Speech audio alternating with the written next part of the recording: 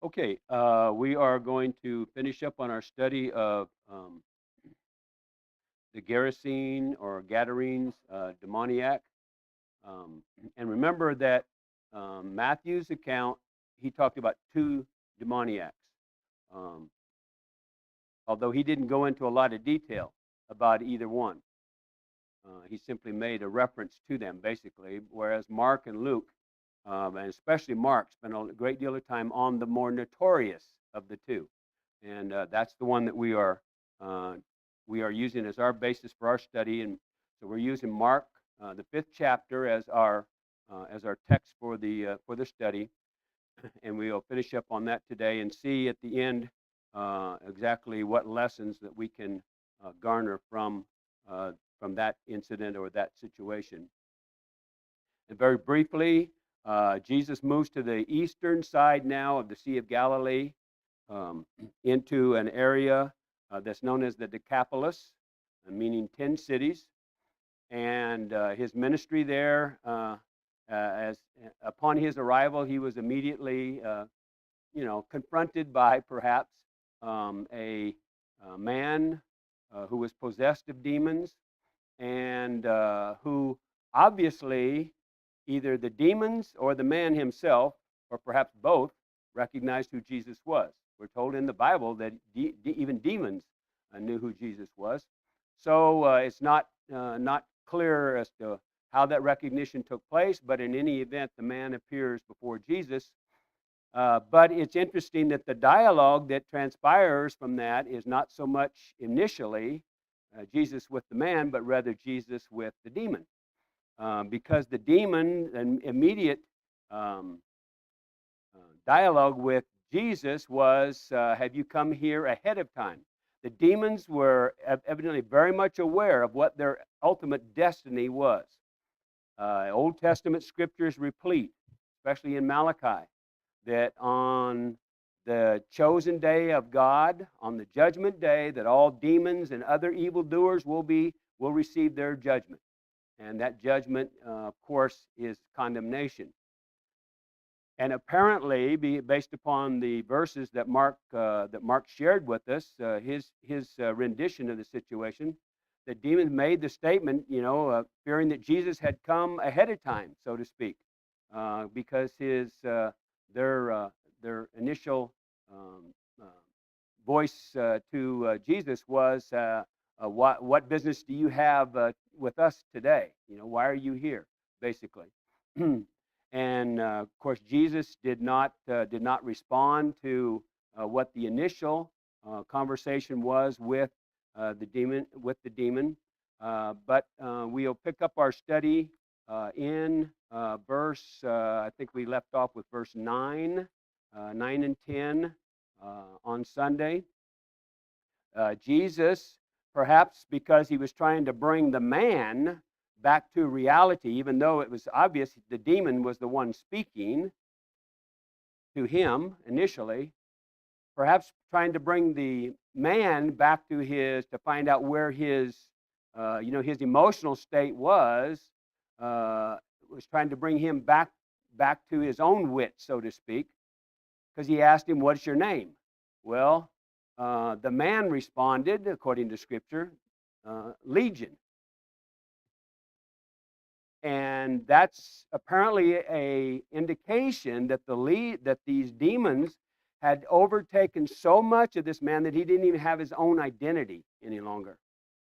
And that in and of itself is a lesson to those who would allow the evils of the world or the evils of Satan or demons or whatever to overtake every behavior that you have, every conduct that you have, everything that you're thinking about, because it can reach the point at which you no longer are yourself, but you are so possessed by these evil spirits, and we know it's a spirit, by these evil spirits or these evil deeds, that your identity becomes that of evil also. But Jesus, nevertheless, perhaps was trying to get the man back to his own sense of identity, and of course, the man responded in such a way that it was clear that his identity had been lost and all this evil that had overtaken him. And the response legion is interesting too, because that's a clear indication that there was more than just one evil spirit, one demon in this particular man. Legion in those days could, a legion in the Roman army or whatever the military was at that particular situation would be between 4,000 to 6,000, with a usual average of about 5,000. Much like the military forces of just about every country has a wide range of the lower versus the higher, and you hope for you can be somewhere on the average or in the middle. So we certainly know this: there was more than one, and many more than probably two or three. So however many it was, and let's just say it was a few thousand or several thousand, depending upon what you consider to be the appropriate adjective to that. So it was clear to Jesus that not only had this man been completely undone or completely engulfed in all of this, in all of the evil deeds of these legion of demons, that no longer did not have his own identity, but his behavior, his actions were completely not his own anymore. And remember what his condition was. He lived in the tombs. He was a caveman, okay? Bloody, naked. He had broken out of the chains that he'd been chained with. He was a scourge to the community. In fact, there's clear indication that they had cordoned off, so to speak, the area in which he lived, and he could be heard crying out, whether it was the man crying out or the demons crying out, nobody's really sure, but the situation was such that he was crying out day and night, perhaps in just pure, sheer agony of nothing else. To this point where the people were afraid to even be around him, so they had set a cordon off. They cordoned off the area around him so that there could be no city traffic, so to speak, or no area traffic coming through that area. So the man was really of his own, perhaps of his own behavior, a recluse in his own little world. However, two things are remarkable about that. The fact that he broke chains that no normal human should be able to break is a clear indication that this person had superhuman strength. Now, what does that mean in terms of he was probably a very physically large man, very strong. Now, whether he was that way by birth and grew up as a human being, or it was the demons that had instilled him with that power, the point is that he was a person of superhuman strength. And so all of those things considered made him, put him in a situation where the people were afraid to be around him and did everything to keep him under control that they possibly could. And the fact that he had several demons in him should be no surprise to anybody either, because remember, even Mary Magdalene had 7 demons in her. And so for those of us who believe in the incarnate Son, it should not be hard for us to believe that any human being could be possessed by several, if not several thousand, demons within them.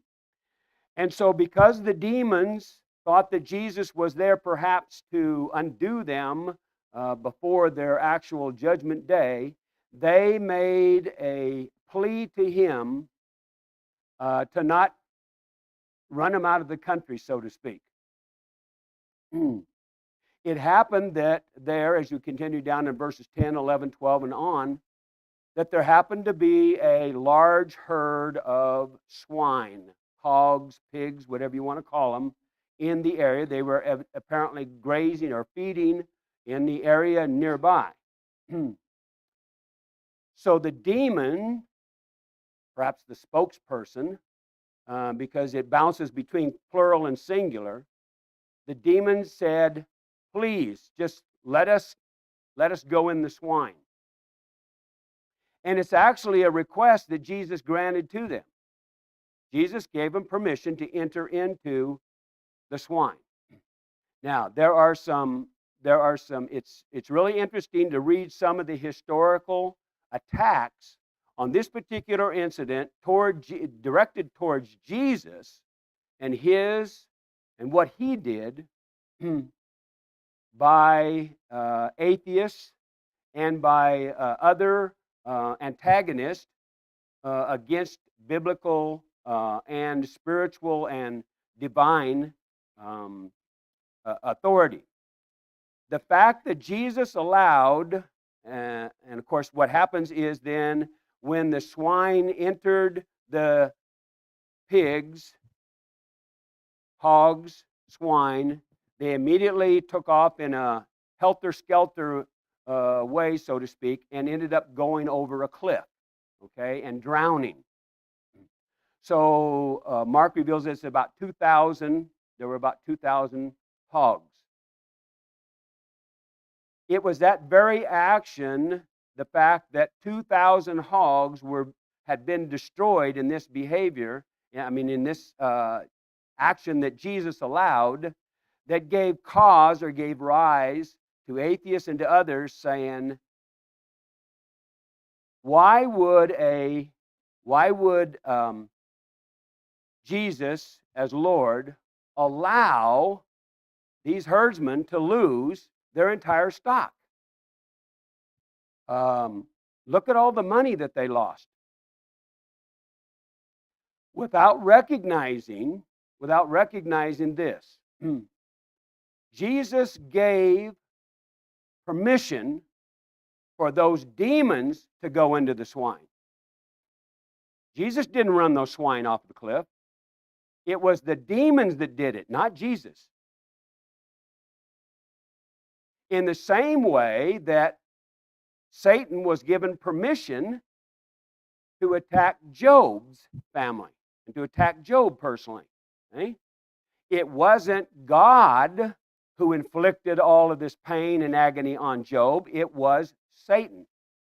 Now, there were two reasons that it should have been clear, and should be clear to all of us who are believers, the reasons why the Lord, and it's interesting that Jesus makes reference to himself as being the Lord, in at least Mark's account, although Luke's account says that God has done for you, but we'll talk about that in a minute. But the point being is that just as God allowed Satan to attack Job and his family, Job lost all of his children, lost all of his wealth, etc. But let's just focus upon the life first. He lost all of his human life. Okay? Whereas in this situation, these herdsmen lost property. I mean, that's all they lost. They lost property. It should be noted that God, the Lord, or Jesus did not do this to them. They allowed Jesus and the Lord, God, Jesus, of course, when he was here on earth, being God in the flesh, allowed it to do for a particular reason. In Job's case, why did God allow Job to be attacked, so to speak, by Satan? What was the reason that he gave Satan permission to test, so to speak, Job? Faith. Okay? He was testing his faith. He said, go ahead. He said, Job will stick by me no matter what you do to him. There's only one thing, of course, that you're not allowed to do, and that's to take his life. And that's because God retained his sole authority over life and death. Okay? And so the result of Satan's attack on Job proved Job's faith.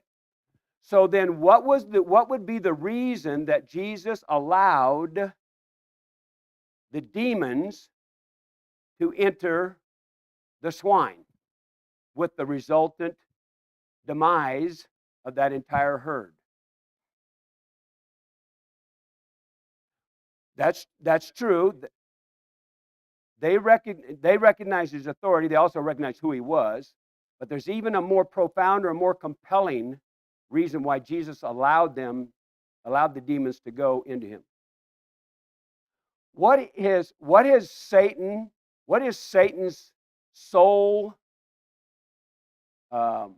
mission, so to speak, ever since Satan went after humanity? What has been his sole purpose in life, so to speak?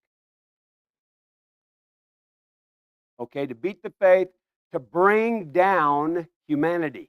Okay? To bring down humanity. That's his sole purpose in all of his work here on earth. Okay? So that leads us to a conclusion, a reasonable conclusion, that the reason Jesus allowed these swine to be used by the demons was to demonstrate to all of those who saw it, and remember, these were Gentiles that were seeing all this take place, exactly what Satan's purpose in life is. It's to undo, it's to lead everything that he gets involved with into dire, into terrible situations. Okay? That's why Jesus allowed the swine to be used in this way. Just as he allowed Job to be used to prove Job's faith, he also used the swine to demonstrate this situation should prove to anyone who saw it or anyone who reads about it that the ultimate condition of humanity or of a human being when they are overtaken by the evils of Satan or the evils of any of Satan's agents, his angels, or whatever, that the eventual outcome of that is always going to be negative. It's always going to be negative, whether in this life or in the life to come. And so, unless you just want to discount that any negative situation could teach a positive lesson, it can be seen that there was a positive in Job's case in that Job proved his faith to all who read about what happened to him. Prove that you really can stay faithful to God no matter what happens to you here on this earth. In the same way that this particular situation should tell anyone who reads about this today of what the eventual and ultimate problem is going to be if you allow Satan to overtake your life or any kind of evil. Now, whether demons still exist today or not is uncertain. Whether they do or they don't is not the point. The point is, just like the demons were used in Jesus' time by Satan, Satan has agents working in life today. And it should be clear to all of those who read about situations like this that Satan will use whatever he can to bring down you and me and all of mankind so that they're no longer in a good relationship with God. Because in doing so, he feels like he's defeating God. And so that should be a lesson, of course, for all of us, okay? And so the really important point about this whole lesson is that once Satan enters a man or a society, okay, the decline is usually swift and certain. And if we're not seeing that around us today, it's like sticking your head in the sand, okay? So Satan, when he's at work and he overtakes things, takes individuals or groups, will always result in a certain and eventual fatal decline. Okay? Now, there's another argument that came about, and some of it's still going on today, is that because of this incident, and because of this incident, if it's true, if it's accepted as true, and of course we do accept it as true, but they accept it as true because they can use it against us, so to speak. Okay? They say then that because God allowed this to take place, He's responsible for everything that happens negatively in the world. He's responsible for earthquakes. He's responsible for hurricanes. He's responsible for fires. He's responsible for every natural disaster that has ever taken place on earth. It's totally His responsibility because He did it, which is really, really absurd. Because when you read the creation, everything that God created was good, right? Until He turned it over to man. And then man made it imperfect, okay? Made it not good in many situations. And it's also a phenomena that has taken place over the thousands of years that mankind has been here on this earth, that it's estimated that over 90% of all natural disasters that have taken place on earth, no matter where it was, in some way, shape, or form, was a product of mankind's use or impetus in the situation. Okay? That only about 10% of these natural disasters that we talk about were actually created by the natural forces. Okay, so in no way, shape, or form can you lay the blame at God's feet, so to speak, for everything negative that takes place here on earth.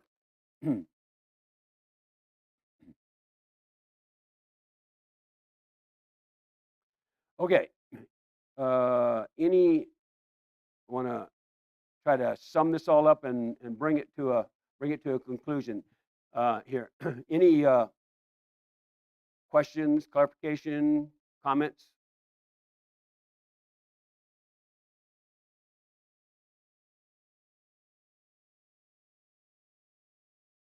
That's right. That's right. And of course, the natural human response is, well, you can't really replace dead, children or whatever. But that's not the issue. The point is that he was rewarded for his faith. He was rewarded by God for his faith.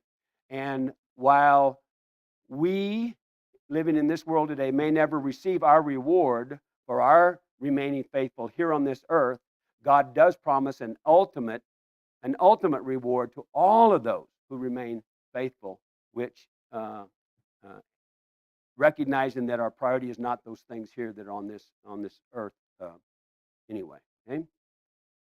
Okay, and so we know that as a result of what took place, what was the next interesting thing to note was that after all the dust had settled, so to speak, from this whole thing, that here is this demoniac, now a man who's been freed of these demons, sitting fully in control of himself, fully clothed, sitting at the feet of Jesus, because he knew obviously, who was responsible for giving him back his own identity and his own life.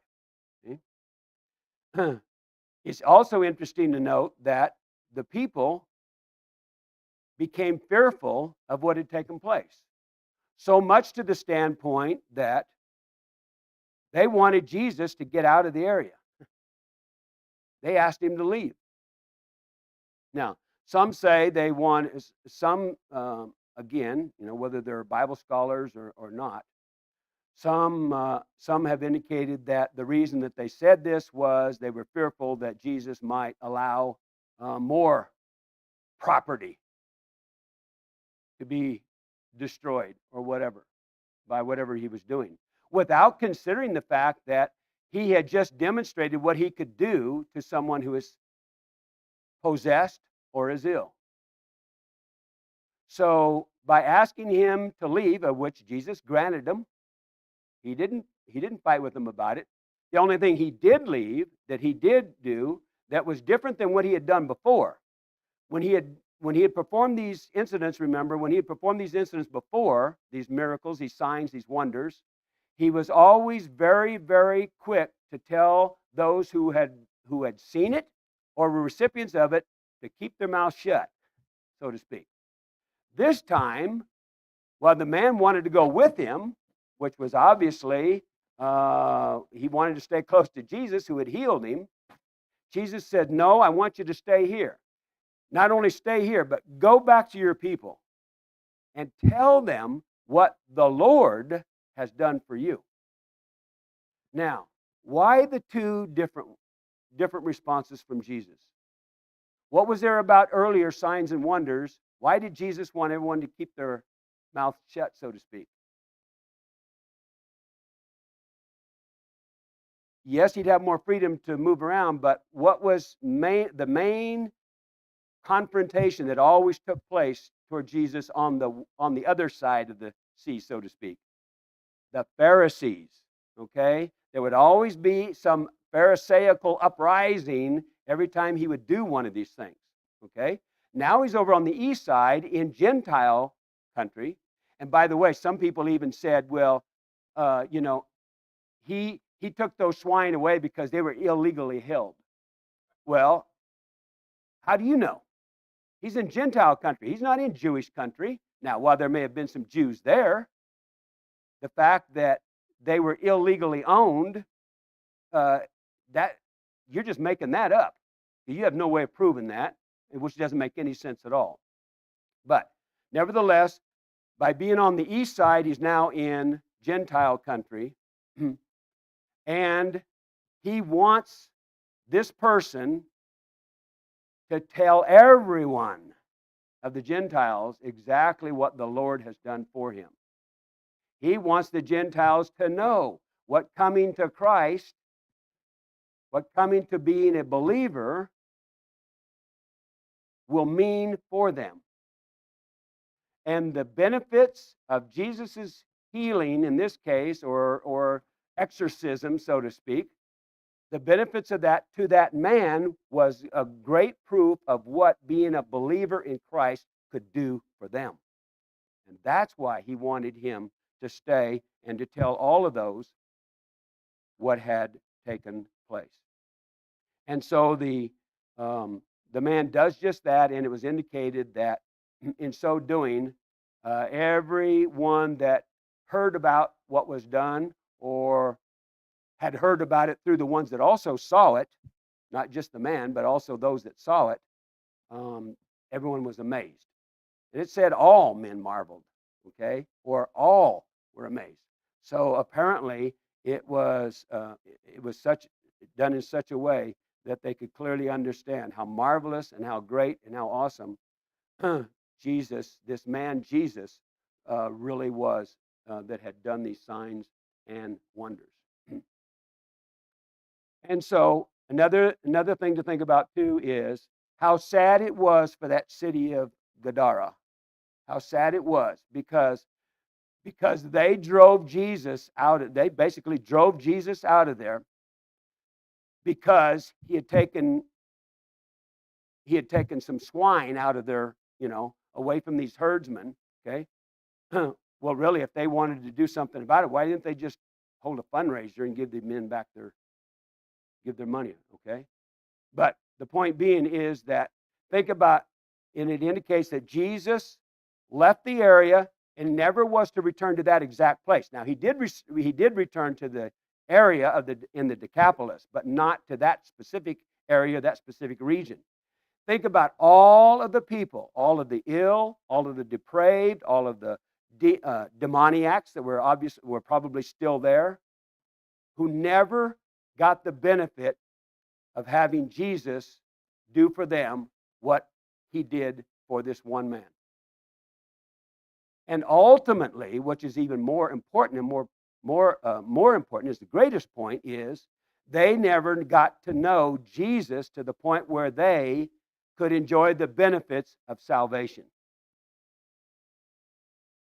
Because whether it was the leaders of the city or it says all the city, however, okay, it says everyone in the city, not only in that city, but in the regions around also, okay, who basically drove Jesus out of the city because they were fearful.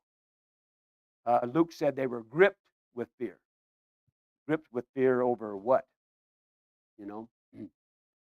And, it's just, and so that's also an indication of, or is a good lesson in terms of how people can initially respond to um, to a situation and make a rash decision. And that's what this was, a very quick, hasty, not well thought out decision to have Jesus leave the area. Okay? How people can make a rash decision that will ultimately lead them down the wrong path. And this is a clear indication of that. Okay?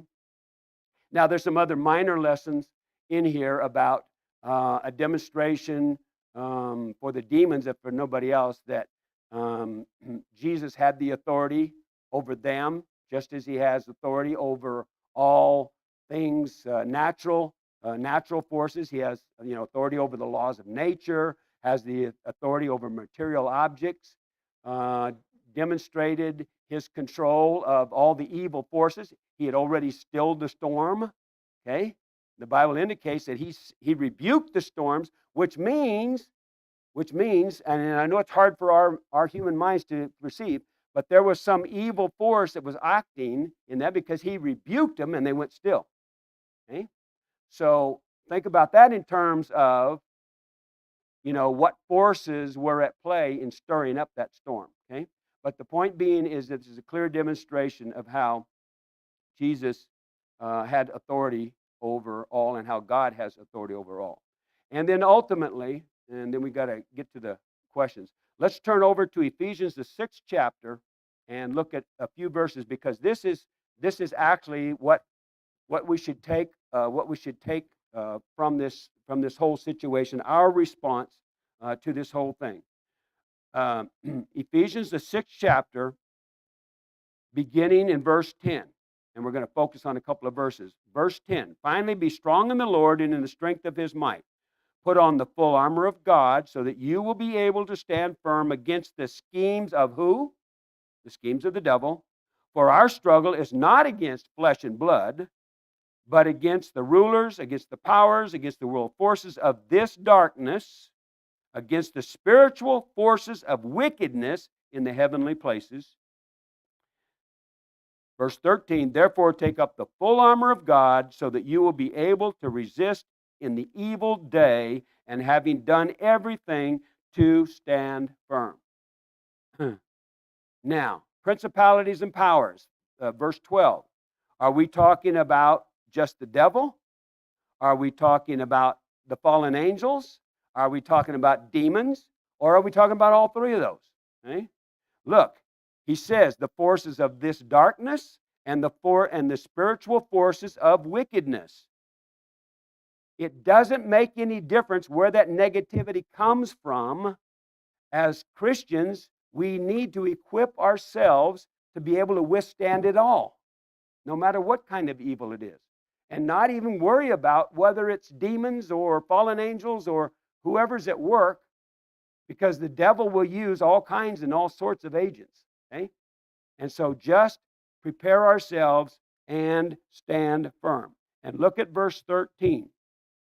Therefore, take up the full armor of God so that you will be able, if you take up the full armor of God, the apostle is saying, you will be able to resist. I mean, it's just clear and simple. And that's what we should take away from this, the lessons that we learned from this particular incident, this particular situation. Okay? Any final comments, questions, clarification? Hope it didn't confuse too many people. Yes. Right.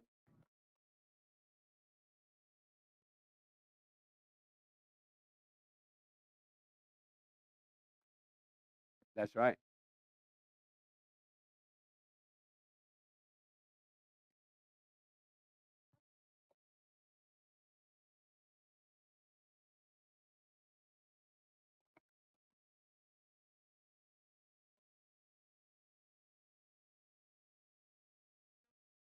Right.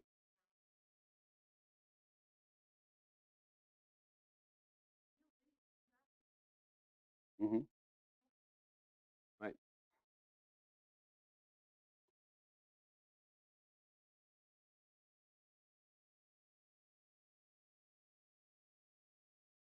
And who knows at what point any generation after them would ever come to know the Lord. Okay? That's why mission work throughout the world is so very, very important. Okay? That's why mission work in this United States is so very, very important too. Okay. Okay. Let's look at the question and answers really, really quickly here. And again, I'm using the individual study guide questions. Um, What settled the contradiction between the, this is probably a minor point, when they discovered the ruins of the city of Karasa or Garasa, okay, that proved the point at what, that the, the land of the Gadarenes and the land of the Gerasenes is exactly the same land. How many demoniacs are mentioned in Matthew's account? He mentioned two. Where did the demon possessed man live? In the tombs. How many demoniacs are focused on in Mark's and Luke's account? They focused on just the one more notorious of the demons. Where did the demons ask to be allowed to enter? Into the swine, the herd of swine. I even misspelled my own thing. Herd. I put Heard. Yeah, I've heard of the swine. How many swine drowned in the sea? Mark's the only one that gives the number, and that's about 2,000. He says. Uh, why did the people of the Gerasene beg Jesus to leave? Luke says because they were gripped with fear for whatever reason. It's not really, we're not explicitly told why they feared, just that they feared, okay, or became frightened. What did Jesus instruct the man who had been healed to do? Go home, tell everybody. Tell everybody about what the Lord has done for you. Okay? And what is the meaning of Decapolis? It means the area of 10 cities. Okay? Any final questions or thoughts? Okay, we're on lesson 40, what is it, 41 on Sunday. Uh, is it? Yeah, 41. Pages, Jesus Eats with Sinners, pages 376 to 388 in your books. Thank you very much.